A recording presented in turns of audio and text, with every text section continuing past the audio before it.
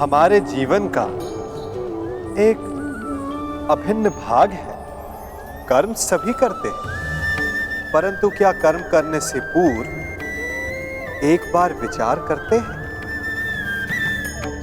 क्या सोचते हैं कि प्रत्येक क्रिया की प्रतिक्रिया अवश्य होगी और वो किसी और कर्म, किसी और फल को जन्म देगी?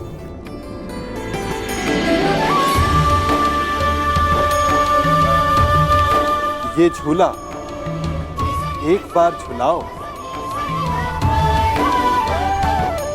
तो लौटकर अवश्य आएगा। उसी प्रकार हमारे कर्म और उसके फल लौटकर आते हैं।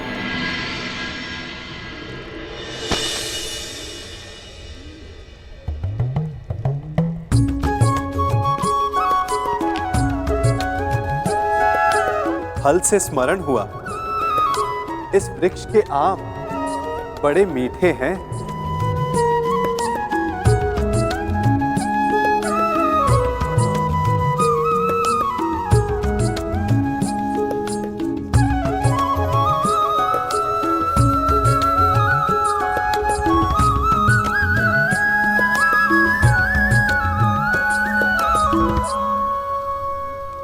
इस वृक्ष को बोने वाले ने कदाचित इसके फल खाने की इच्छा नहीं की होगी। यदि की हो भी तो आवश्यक नहीं कि उसने इसके फल खाए हों, परंतु मैं खा रहा हूं। वर्षों पहले किसी ने यहां आम बोए।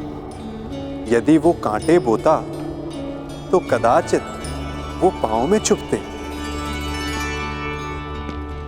कभी कभी हमारी पिछली पीढ़ी के कर्मों का फल हम खाते हैं और हमारे कर्मों का फल हमारी संतति भुगतती है। कर्म करते समय फल की चिंता करना ना करना, ये प्रत्येक व्यक्ति विशेष का अधिकार है, परंतु वो फल बो रहा है या कांटे, उस पे विचार कर लेना उसका कर्तव्य है। क्योंकि मीठा फल मिलेगा या कांटों का दंश सहना पड़ेगा, ये तो आज आपके बोए पर निर्भर करता है।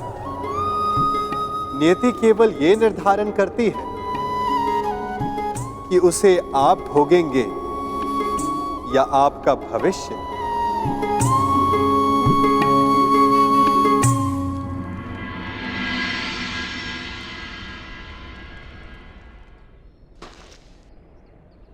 विवेक और धैर्य से काम लीजिए पांचाल नरेश। जिसकी पुत्री का मान और सम्मान दांव पर लगा हो, वो पिता धैर्य और विवेक से कैसे काम ले सकता है? वसुदेव, आज आप बीच में नहीं आएंगे। वसुदेव, आज पांचाल नरेश द्रुपद पर एक नहीं अपितु 5 ब्रह्म हत्याओं का पाप लगना निश्चित है।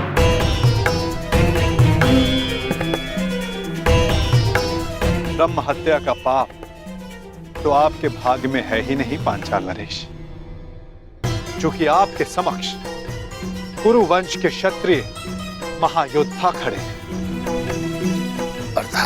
अर्थात ये पांचाल नरेश, ये और कोई नहीं परंतु कुंती पुत्र पांडव है।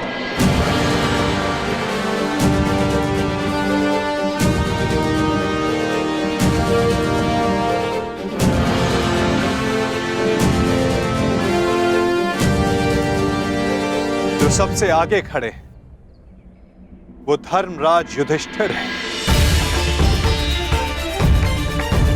और जिसने खेल खेल में वृक्ष उठाकर स्वयंवर में विघ्न डालने वालों का संहार किया वो महाबली भीम है। और उनके 2 सहायक नकुल और सहदेव।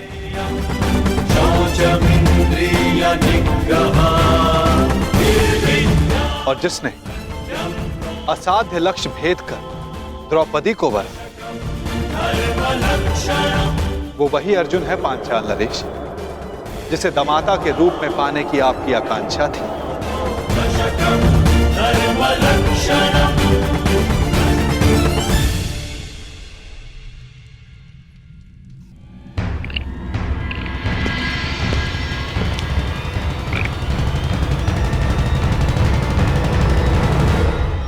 पधारिए अंगराज कर्ण।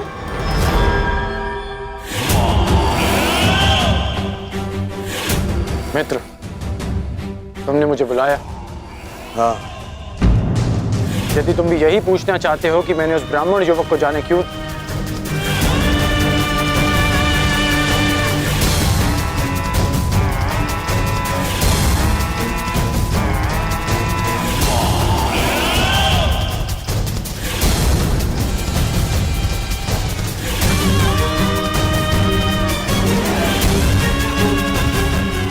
उस ब्राह्मण को छोड़ो मित्र, छोड़ो उस ब्राह्मण को। ऐसा शुभ होने वाला है कि पांचाली स्वयंवर की त्रासदी भूल ही गया हूं मैं आज बहुत प्रसन्न हूं मित्र। मेरा और तुम्हारा, हम दोनों का स्वप्न पूर्ण होने वाला है। मामाश्री ने ऐसा मार्ग खोजा है जो मुझे, दुर्योधन को, तुरंत ही हस्तिनापुर का राजा बना देगा। मेरा राज अभिषेक होगा, राज अभिषेक। उसके पश्चात तुम्हारा परिवर्तन का स्वप्न भी पूर्ण हो जाएगा मित्र। हाँ मित्र,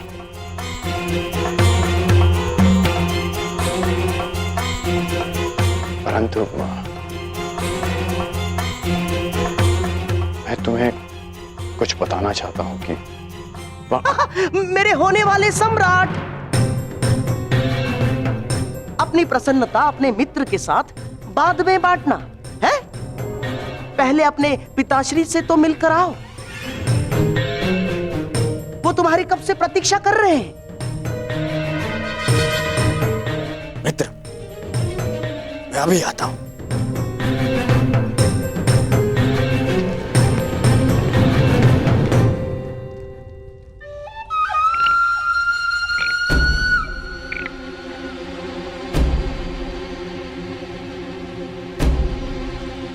जब तक दुर्योधन लौट आए तब तक चौसर के दो दो हाथ हो जाए अंगराज कर्ण। आप सदा अकेले खेलते हैं गांधार राज?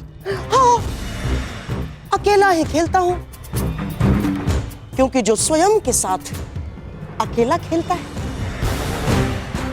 वो दूसरों को अपने खेल का पासा बनाने में सक्षम होता है कर्ण। मैं चौसर की नहीं, उस खेल की बात कर रहा हूं जो आप हस्तिनापुर में खेल रहे हैं।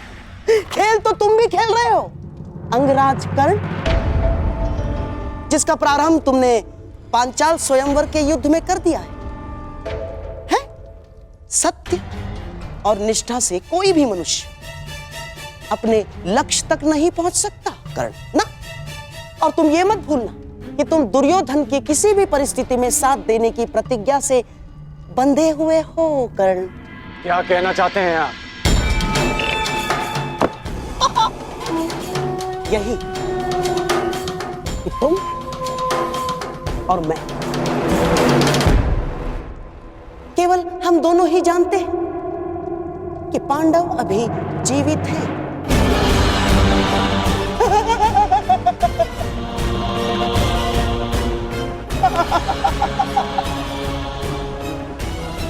और यदि दुर्योधन को सम्राट बनते देखना चाहते तो यह सत्य किसी को ज्ञात नहीं होना चाहिए ना।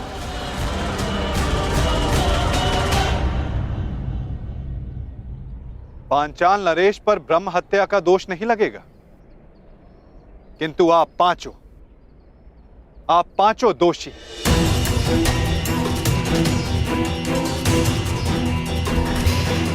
धर्मराज, पांचाल नरेश के क्रोध का कारण नीति संगत है और द्रौपदी की पीड़ा भी। यदि कुछ अनीति हुई है तो आप पांचों से।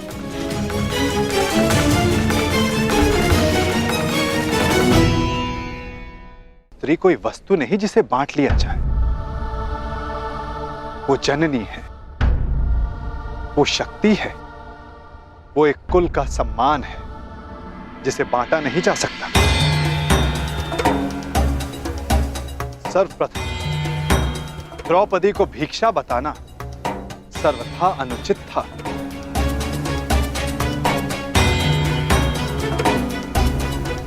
तुमने पांचाली का वरण किया है ना अर्जुन, वो कोई भिक्षा नहीं है।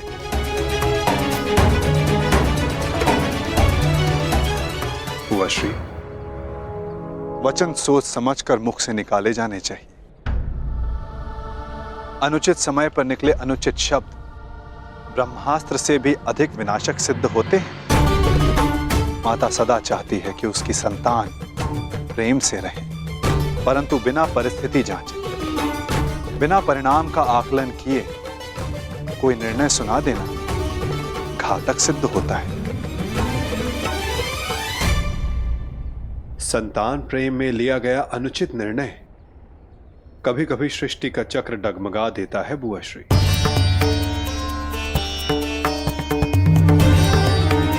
पांडवों से भूल हुई है माना,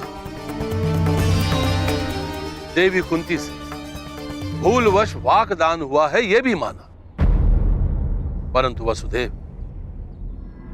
इसमें मेरी पुत्री का क्या दोष? मेरी पुत्री के भविष्य का क्या होगा? ये निर्णय तो स्वयं पांचाली ही ले सकती है। पांचाल नरेश, चूंकि एक स्त्री से उसके भविष्य का, उसका दाम्पत्य चुनने का अधिकार उससे कोई नहीं ले सकता।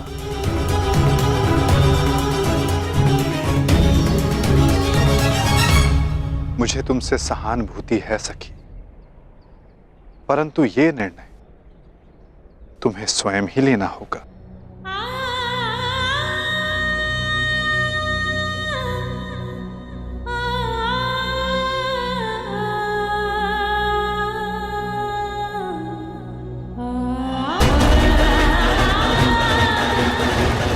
पांचाली,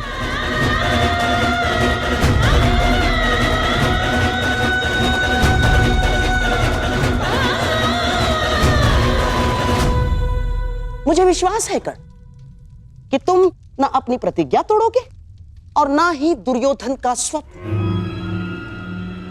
पूर्ण विश्वास। तुम कुछ कह रहे थे योद्धा की रणनीति के विषय में।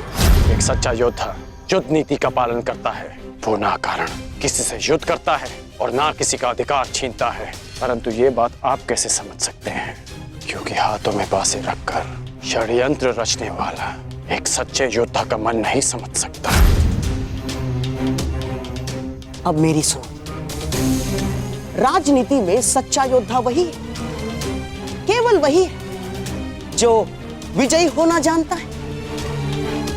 वो चाहे धनुष बाण से हो, शस्त्रों के संधान से हो, या चाहे मनुष्य की बुद्धि से हो। तो शकुनी को दुर्बल योद्धा समझने की भूल कभी मत कर बैठना अंगराज कर्ण। सीधे पांव पारा।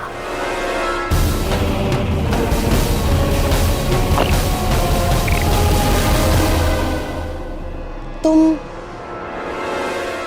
परास्त हो गए कर्ण।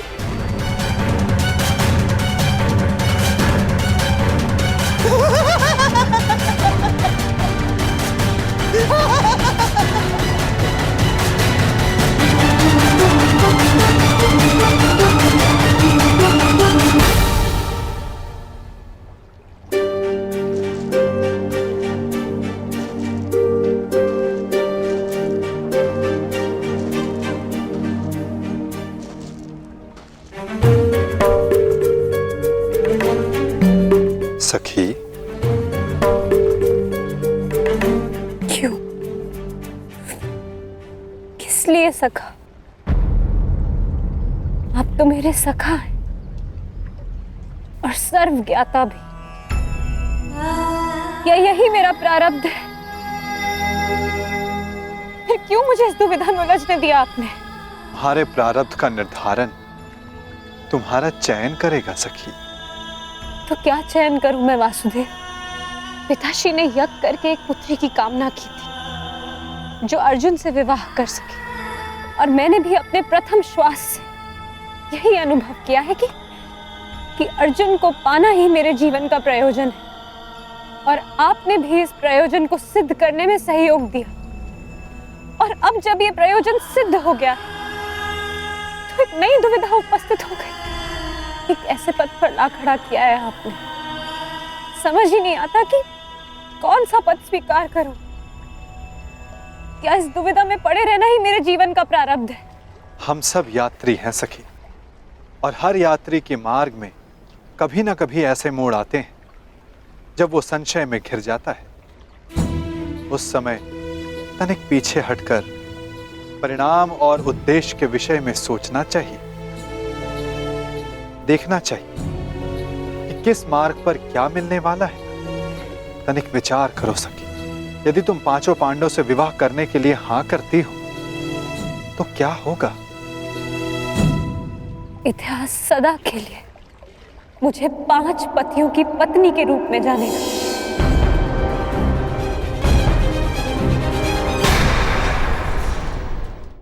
अपमान और उपहास का पर्याय बन जाएगा मेरा जीवन।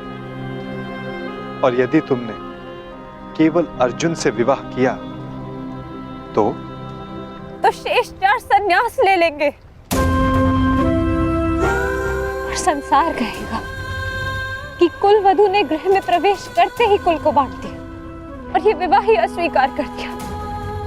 तो जीवन भर के लिए पिताश्री की दृष्टि झुक जाएगी,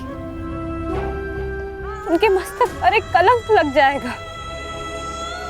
प्रत्येक स्थिति में द्रौपदी पर कलंक लगना निश्चित है।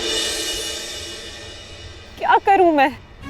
ये प्रश्न स्वयं से पूछो या किसी ने कि द्रौपदी का उद्गम क्या है, उसका उद्देश्य क्या है, उसकी यात्रा, उसका लक्ष्य क्या है। अपने आसपास देखो सखी, इस महासागर को देखो,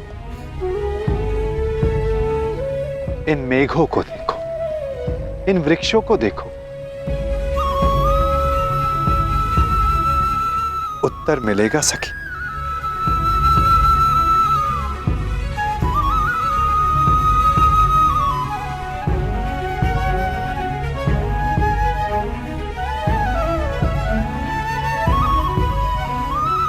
तो क्या कहा इस महासागर ने, इस मेघ, इन वृक्षों ने?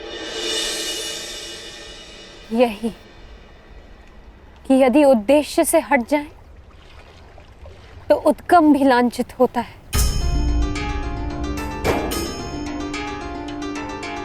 एक बूंद का उद्गम मेघ होता है और उसका उद्देश्य धारा को सींचना। यदि वो इसे अस्वीकार कर दे तो मेघ लांछित होगा। नदी का उद्गम पर्वत है, यदि वो सागर में मिलना अस्वीकार कर दे तो पर्वत लांछित होता है। यदि मैंने ये विवाह स्वीकार किया तो कलंक केवल मुझ पर लगेगा। यदि मैंने ये विवाह अस्वीकार किया तो मेरा उद्गम और उद्देश्य दोनों पर कलंक लगेगा। तो क्या चुना तुमने सखी? यही कि यदि मेरा जन्म इतिहास की धारा को बदलने के लिए हुआ तो इतिहास बनना पड़ेगा मुझे। कदाचित इसलिए ही अग्नि मेरा उद्गम, क्योंकि जीवन भर इसकी ताप को सहना है मुझे।